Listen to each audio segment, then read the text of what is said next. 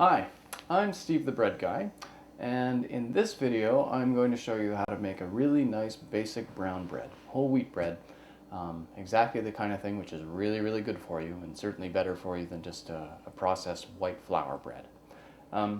These things aren't hard to do, and as you'll see, they don't even take a whole lot of time. So let's get started. Like with all breads, this one starts with yeast. Here's some yeast. This is instant dried yeast. It's the kind of stuff which you can buy in health food stores, or you can get it at any grocery store. They sell them in bottles. Fleischmann's makes them. So 2 teaspoons of instant yeast. You don't need to get the bread maker kind, like the bread machine kind, or the one rise. Stick to 2 rises. There's a reason why people have done 2 rises for thousands of years. Now, what the yeast is doing right now is it's waiting, basically. It's the bride at the altar. What it needs is some warm liquid to get it going. Yeast is all about temperature. If the temperature is not right, it won't work. But it's pretty easy to get the temperature right. So what I'm going to do is I'm going to put in 1 cup of hot water. Now the water only needs to be as hot as, if I stick my finger in it, it just starts to hurt. So I take it out of the tap. Just regular tap water is fine. Keep in mind, we're 98.6 degrees, right? So just a little bit beyond our tolerance level is enough to tell you that it's right. So I'm going to go do that. So 1 cup of that, and then 1 cup of milk as well. Now, what I usually do is I just throw it into the microwave. But as you probably know, these plastic things, when you put them in the microwave, volatile chemicals, which are basically toxic for us humans, are often given off by plastic. So instead, I'm just going to put it into a regular coffee cup.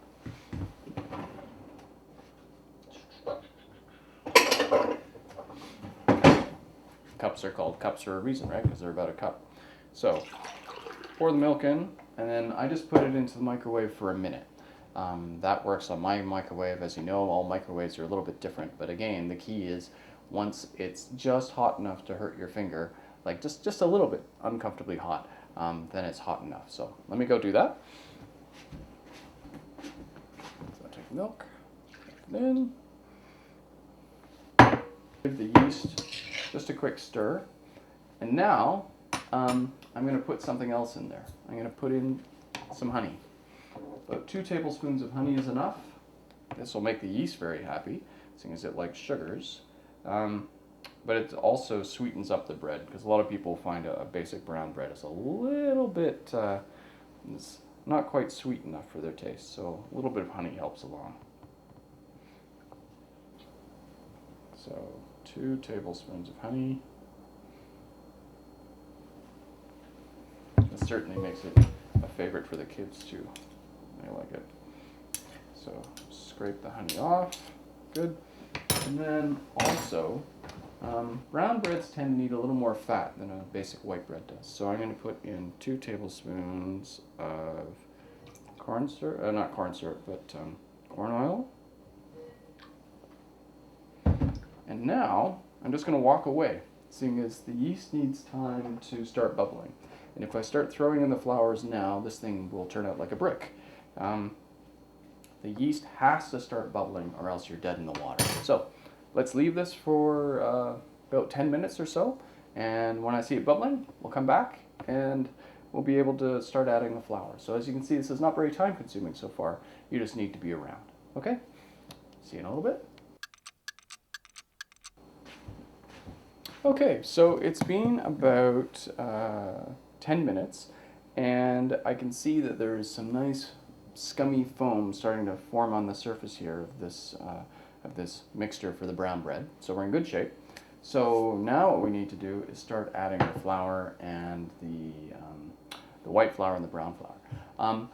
Very few people make brown breads with just straight whole wheat flour. Most of us do it starting out with some white flour and then building in the whole wheat.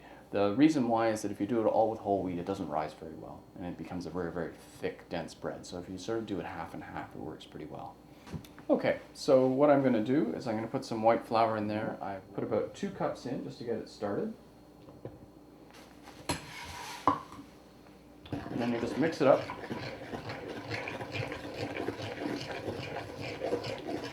Not hard to do, just mix.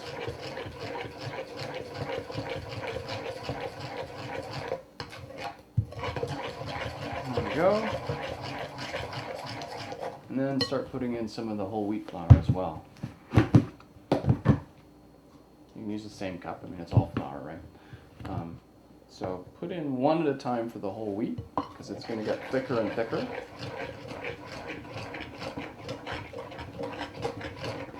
Now, some people like to add things to their whole wheat breads, like raisins or caraway seeds or whatever. You can do that at this point.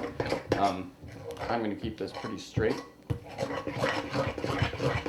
So now it's become like a really thick pancake dough, getting a little bit hard to push around, so I'm going to put in another cup. So that's 4 cups of flour in all, 2 of white and 2 of whole wheat. Now it's getting sticky, and I'm going to have to use my hands in a second. So now it's a nice sloppy, sticky mess, which is good.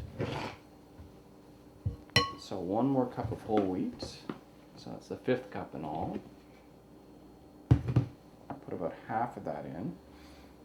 Stir it up. We're going to do this whole thing in a bowl. We won't go onto the counter to knead it or anything. That's not necessary. Keeps your kitchen nice and clean. 1 bowl for a bread is not a great sacrifice. Easy to clean up. Okay, and now I'm going to put in the other half. And I'm going to use my hands now. Scrape that off. There comes a point where you just can't use the spoon anymore. It won't push it around properly. And part of bread is just getting in there with your hands and making sure the consistency is right. And it's a whole lot easier to figure it out with your hands than with a spoon. So unless you're extraordinarily strong, you're going to want to put the spoon down and do this. So it's actually nice and warm in my hands. It feels really nice. All that warm milk and warm water still there. I can still feel it. So just push it down. It's still kind of wet, so push down the wet side onto the bottom of the bowl where there's still flour to be absorbed. Fold it over and then push it down. Fold it over, push it down, pick it up, push it around. This is turning out really nicely. It's drying out. It's not going to become totally dry. It should stay sort of tacky on the outside. You can see my hands are all kind of sticky from it, which is good. So it's almost there. And these sorts of flours take, these sorts of breads take 2 rises. Each one lasts about an hour. This one is no different. Okay, so that's looking good. Let's push it down a little bit more. Let's see. So I am going to put that down on the counter. I'm just going to rub my hands on the inside of the bowl to get rid of any excess flour. So just rub the flour off your hands and then dump it in your compost. Now just take a little bit of the oil. Doesn't really matter what kind, as long as it's not too strong tasting. Put a bit of oil in there. Just rub it around with your hands. You just don't want the rising dough to stick to the edges of the bowl, right? So then take the flour or the dough ball, put it in there, flip it over so there's oil on both sides of it, and then you're done. Basically, for the next hour, this thing just has to rise. So all I want is to put a wet towel over top. And that's all there is to it. All the rest of the steps will take even less time than this. So you're more than halfway there in terms of the actual work you have to do to make the bread. So I'm just going to put this out of the way, let it rise, and I'll come back when it's doubled in size.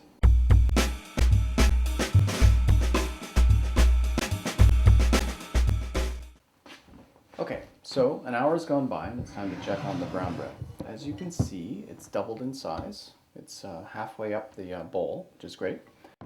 Now, the thing about a brown bread is normally with these breads we punch them down at this point so they can start their second rise, but brown breads are a little bit different. They often don't need to be punched down, and this one I never punch down. So what I'm going to do is I'm going to take a little bit of oil and just oil a bread pan. Just a little bit more maybe. Yeah. Spread that around. You don't want your bread sticking to the pan, obviously. That's a total drag after you want to get it out of the oven and suddenly it won't come out of the pan you put it in.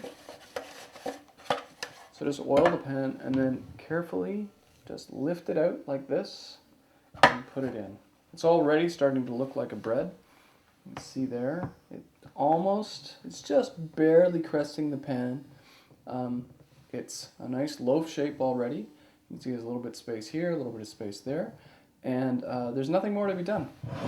I'm just going to put the towel back on top of it and give it an hour to rise, and you'll see it'll be pretty obvious. In an hour, it's going to be cresting above the pan and it'll be fine.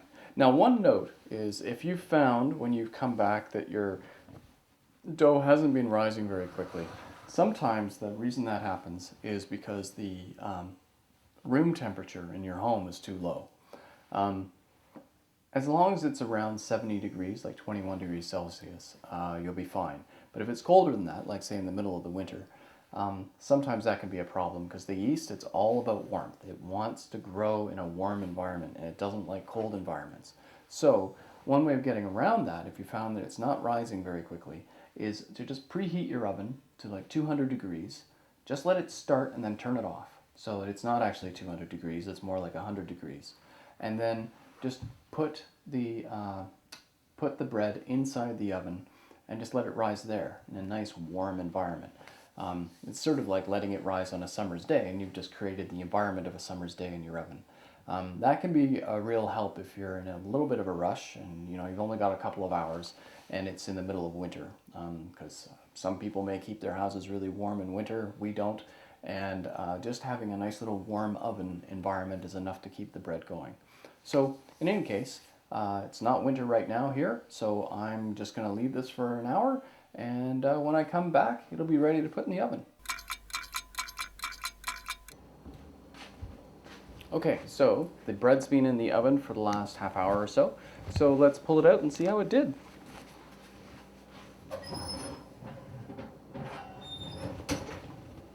Voila! Now, this is a beautiful loaf of bread. I'll give you a good look at it here.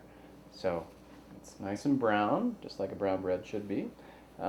It's crusted over the top the way it should. These things crest at various levels. I mean, bread's a little bit idiosyncratic. I've seen breads which have crested like this high above, and sometimes they're a little bit lower like this one. But this one won't taste dense. It'll taste very, very yummy. Now, it's tempting to just pull it out of the pan right now, but that'd be a bad idea actually, because if you pull it out of the pan when it's hot, the sides are still kind of soft. They need to have a chance to cool down and pull away from the sides of the pan. Otherwise you'll get ripping and tearing, which you don't want. So I'm going to let this thing rest for about 10 or 15 minutes so it can cool off, and then it'll just slip out of the pan using just a spatula. And I'll give you a look at that in a second. So now it's time to take the brown bread out of its thing. So just pull it out there. It's had a chance to cool, and voila! Not bad, eh? I mean, a classic brown bread, just like they say only bakers can make, but you can do this too. Get a good close-up of that. See? It's lovely. And it smells so good. Mmm. Very, very yummy and very, very good for you. I mean, it's a whole wheat bread, so it's even better for you than a plain white. You can easily do this at home, everybody, so don't hold yourself back. And don't worry, if you want to do this yourself, you don't have to watch this video again and copy down all the instructions. There's instructions like a recipe for doing this and a bunch of other breads on my website, so just go there and you can see more videos about more breads and more recipes too. So try it. You will like it. Your family will love you for this. There is nothing better than walking into a house that smells like fresh bread. So do this. Give it a go. You can do it. Till next time. Bye.